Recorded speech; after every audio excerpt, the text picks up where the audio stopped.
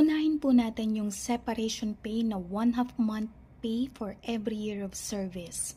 Ano-ano etong mga instances na to na mabibigyan ka na ng 1/2 month pay.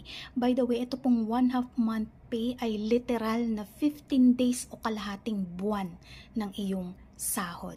Okay?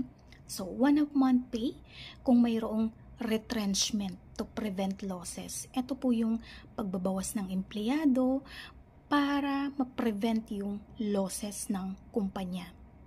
Pangalawa, closure na hindi dahil sa serious business losses. Kasi kung may serious business losses kaya nagsara ang kumpanya, wala pong separation pay.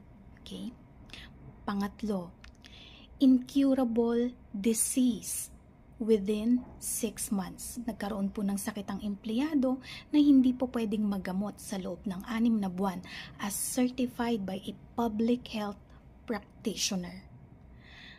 Pang-apat, yung lack of service assignment po ng isang security guard for a continuous period of 6 months. May separation pay po dyan.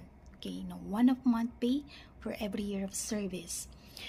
Lack of service assignment, ito po yung security agency naka-off detail si guard kasi wala pang maibigay sa kanyang deployment or assignment na hindi dapat lumampas ng 6 na buwan or yung tinatawag din nilang floating status. Okay?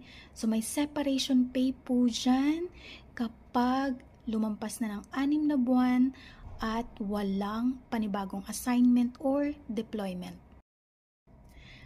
Panghuli para sa separation pay na 1/2 month pay for every year of service, dun sa mga agency o yung mga tinatawag nating contractors or subcontractors na may lisensya under Department Order 174 ng DOLE.